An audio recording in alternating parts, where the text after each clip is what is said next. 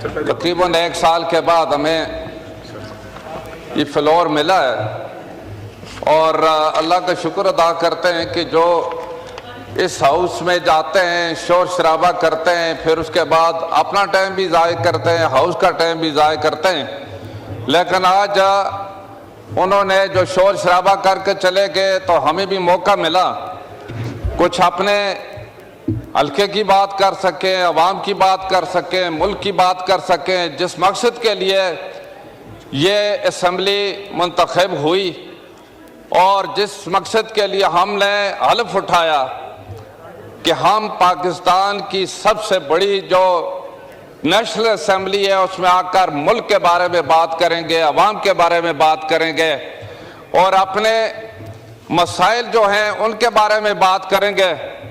लेकिन बदकिस्मती से पिछले 1 साल से हम देख रहे हैं कि यहाँ पर तो ना मुल्क की बात करने दी जाती है, ना अवाम की बात करने दी जाती है, ना आइन और कानून की बालादस्ती की बात करने दी जाती है, ना इंसाफ की बात करने दी जाती है।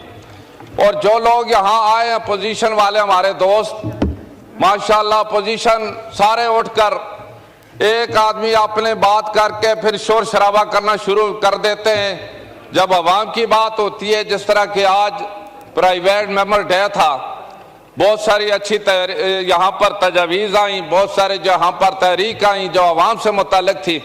चाहिए तो ये था अपोजिशन की जिम्मेदारी बनती है कि वो उसमें पार्टिसिपेट करते, अपनी तरफ से अवाम की कोई बात हो उसकी हिमायत करते। लेकिन उन्होंने जो हल्फ उठाए उसकी बिल्कुल खुद ही नफी कर रहे हैं। और मुझे ये भी कहने में बड़ा अफसोस होता है, उनमें से एक मुअज़्ज़ज़ मेंबर ये कह रहा है कि आप हराम खा रहे हैं। हराम कौन खा रहा है? हराम वो खा रहा है जो हल्फ की खिलाफ वर्जी कर रहा है। हराम तो वो खा रहा है कि जिस मकसद के लिए यहाँ आए थे उसके लिए वो अपनी जिम्मेदारी पूरी नहीं कर रहे।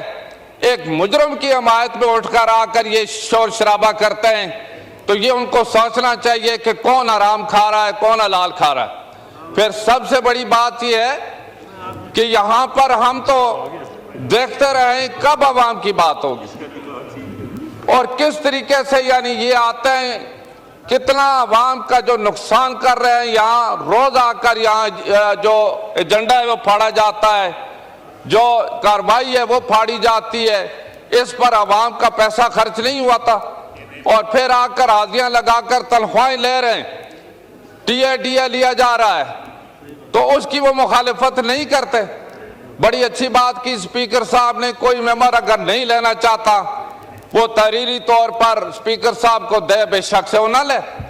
बल्कि मैं तो ये तजवीज़ दूंगा कि एक मेंबर की परफॉर्मेंस देखनी चाहिए, डिबेट होना चाहिए कि यहाँ पर किसने इस मुल्क के अवाम आइन के लिए बात की, अवाम के मफाद की बात की और उस पर कितना वक्त खर्च किया। अगर इसके खिलाफ कोई बात की गई तो उसके खिलाफ भी कार्रवाई होनी चाहिए, उससे कोई भी रियायत और कोई भी उसको तनख्वाह वगैरह या मराहत कुछ भी नहीं मिलनी चाहिए। ये भी हम अपने आप पर अगर कायदे ज़ाबत आयद करेंगे, अपने आप को पाबंद करेंगे, फिर हम मुल्क की बात कर सकते हैं, अवाम की बात कर सकते हैं। जनाब चेयरमैन, बात यह है कि जिस तरह के हमारा फर्ज बनता है पहले पाकिस्तान की बात करें, उसमें चाहे KP के, चाहे पंजाब है, सिंध है, बलूचिस्तान है। पहले पाकिस्तान है, उसमें सारे सूबे भी हैं। फिर उसके बाद जहां जहां से हम इलेक्ट होकर आए उन लोगों के अवाम की बात है, सूबों की बात है। हम यहाँ इस असेंबली में आए, कम अज कम एजेंडा इस पर बात करें। नूर आलम खान जो बात कर रहे हैं, बिल्कुल यहाँ लॉ एंड ऑर्डर पर डिबेट होना चाहिए, यहाँ एजुकेशन पॉलिसी पर डिबेट होना चाहिए, हेल्थ पर डिबेट होना चाहिए, रोजगार बेरोजगारी पर होना चाहिए, अवाम के आए दिन महंगाई वगैरह इन चीज़ों पर डिबेट होना चाहिए। लेकिन यहाँ तो आकर सिर्फ जाती बात, जो अपोजिशन लीडर चले गए वो मौजूद होते हैं, उन्हें कम अज कम ये अखलाकी तौर पर ये हौसला रखना चाहिए, वो खुद बैठना चाहिए उनको कि जितने भी इल्ज़ाम वो लगा कर गए उसको जवाब तो सुनते और उसमें कम अज कम जहां वो खुद जिम्मेदार है, 3 नस्लों से वो हुकूमतों का हिस्सा रहे, हर असेंबली में उनकी नुमाइंदगी कुछ ना कुछ रही है। अगर कुछ गलत किया है तो उसमें वो भी तो जिम्मेदार है। और फिर वो इंडिविजुअल एक एक मेंबर पर जहां कहीं किसी ने रेड किया है कोई गलत हो उसका नाम लेकर बात करते हैं। तो पूरे मुल्क के 25 करोड़ अवाम पर आए रोज जो अगर नाइंसाफी होती है, ज्यादती होती है, कोई रेड होता है तो उस पर क्यों नहीं बात हो सकती? ये बात करनी चाहिए। पिछले तकरीबन 3 टेनवर से खैबर पख्तूनख्वा, जिससे मेरा भी ताल्लुक है, खैबर पख्तूनख्वा में वाहिद ये जमात है जिसको PTI कहते हैं कि इसकी तीसरी दफा वहां पर हुकूमत है। वहां की सूरत हाल देखकर इंसान को अफसोस होता है कि ये सूबा जहां एक ऐसी पार्टी को 3 दफा हुकूमत मिली हुई है, कोई वहां अवाम के मसाइल की बात नहीं होती, अवाम को जो वहां पर रोजगार की बात नहीं होती, डेवलपमेंट नहीं होती। जहां 2013 से लेकर अभी तक वहां जो उनकी हुकूमत रही है कोई खास डेवलपमेंट बड़ा मंसूबा नहीं है, किसी जगह नहीं है।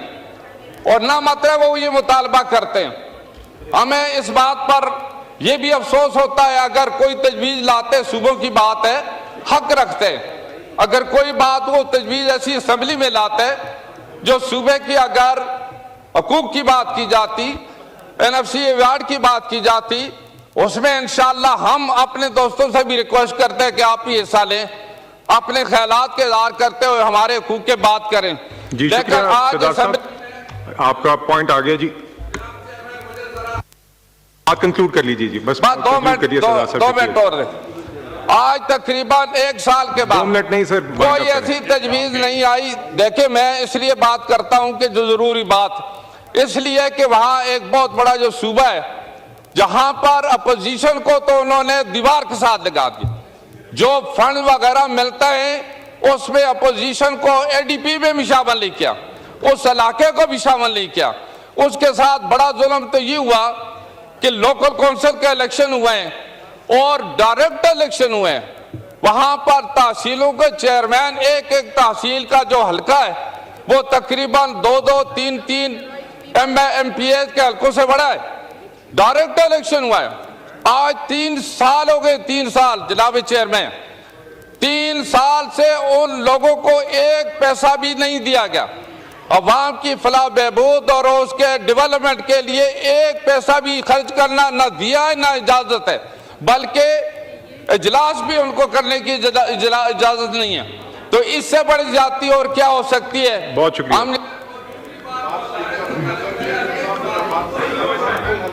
सरदार साहब, बहुत शुक्रिया जी, पॉइंट आ गया। मैं जरा एजेंडा कंक्लूड कर लूं जी। सरदार साहब बहुत शुक्रिया, आपकी काफी तफसीली बात आ गई जी। अब जी कुछ जो मेंबर्स सरदार साहब आपने काफी तफसीली 10 मिनट से ज्यादा आपकी बात रही है जी। मेरे अब हमने एजेंडा भी कंक्लूड करना है। बहुत शुक्रिया सरदार साहब। चलें एक नहीं सर 2 मिनट ही आपने कहा कि 2 मिनट आपने बात कर ली, मैं इसलिए गुजारिश कर रहा हूं आपसे, आप एक जो जुमले में हजारा की जो आप जो भी बात करना चाह रहे हैं कंक्लूड कर लें। माइक खोल लीजिए जी। सरदार साहब मगर गुजारिश है कंक्लूड करें जी प्लीज। अब मैंने ये तफसील इसलिए रखी है, देखें नहीं सर आपने वो वजह बता दी, अपनी बात हल्के की बात इसलिए करते हैं कि मेरा जो हल्का इंतखाब जिला मानसरा है या उसके साथ हजारा डिवीजन है, उसमें कोई डेवलपमेंट के लिए कोई फंड वो सूबाई हुकूमत नहीं देती। और मैं ये तजवीज़ देता हूँ कि खुदारा अगर मरकजी हुकूमत इस पर गौर नहीं करेगी तो हमारे लोग इसी तरीके से मारूम रह गए।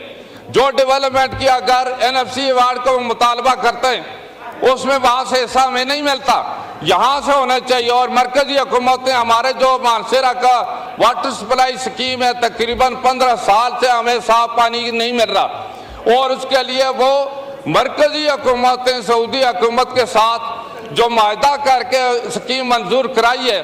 अब ये सूबाई हुकूमत की जिम्मेदारी बनती थी कि उस पर वो टेंडर लगाते हैं, बजाय इसके उसमें रुकावट भी पैदा करते हैं और सियासी शोहरत हासिल करने के लिए वहाँ पर सिर्फ वजीर आला समेत वहाँ जो प्रेस कॉन्फ्रेंस की जाती है। इसलिए जनाब इस चेयरमैन अर्थ को एक इफेक्टेड एरिया है।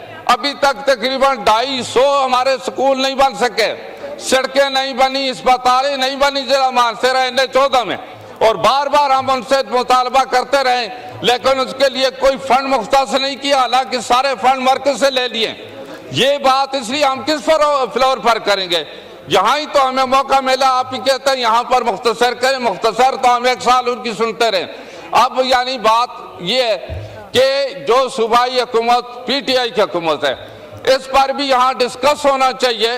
उनके जो 15 साल या तीसरा 12 साल हो गए, वहाँ उनकी कारकर्दगी क्या रही, उस पर जरूर मेरी गुजारिश होगी आपकी वसातत से अपने जो कोलीग्स है कि एक बहुत बड़ा सूबा जो इतना बड़ा मुतासर हुआ है, उस पर जरूर डिबेट होना चाहिए, डिस्कस होना चाहिए। और उसके लिए वो अक्सरियत में, चूंकि यहाँ जो PTI के लोग बैठे हुए, बल्कि उन्हें में मौका दिया जाए, वो भी जरूर वहाँ पर बात करें।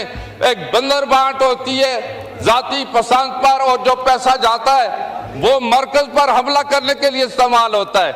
यहाँ वो लश्करकशी कर आकर यहाँ इस्लामाबाद फतह करने के लिए आते हैं। हालांकि वजीर आला उसने ये हलफ नहीं उठाया कि मैं किसी जगह जाकर लश्करकशी करके इस्लामाबाद फतह करूंगा या कोई और मुल्क फतह करूंगा। उसकी जिम्मेदारी ये बनती थी कि वो सूबे की डेवलपमेंट, सूबे के अवाम की फलाह के लिए काम करें। जो हलफ उठाया इनके मुताबिक उनकी जिम्मेदारी बनती थी, लेकिन उन्होंने ये काम नहीं किया। इसलिए ये बात जरूर होनी चाहिए जनाब चेयरमैन, चूंकि जिला मानसरा और ख़ास तौर पर मेरा हल्का इंतखाब बुरी तरह मुतासर हुआ है, चाहे वो हेल्थ के हवाले से, एजुकेशन के हवाले से, इंफ्रास्ट्रक्चर के हवाले से। जलजला की वजह से आज तक तकरीबन हमारे 20 साल हो गए, वहाँ अभी तक बिल्डिंगें नहीं बनी, लोगों को सहूलियात नहीं मिली। और बालाकोट सिटी सरदार साहब आपकी बात तजवीज़ भी पूरी आ गई, पॉइंट भी पूरा आ गया जी, बहुत शुक्रिया। मेरी गुजारिश है जी, दीगर मेंबर्स बात करना चाह रहे हैं on matters other than the point of order. नहीं सरदार साहब आपकी 15 मिनट की बात होगी जी, बहुत शुक्रिया। मेरी गुजारिश है जी, मैंने नोट किया हुआ दीगर मेंबर्स, ऑनरेबल मेंबर्स बात करना चाह रहे हैं on matters other than the point of order, मगर उससे पहले हम एजेंडा कंक्लूड कर रहे हैं। 2 कॉलिंग अटेंशन नोटिस रहते हैं जी, तो इफ यू नहीं जी, कॉलिंग अटेंशन नोटिस 2 मुझे एजेंडा मुकम्मल कर लेने दीजिए, उसके बाद मेरे पास सारी रिक्वेस्ट आई हुई है जो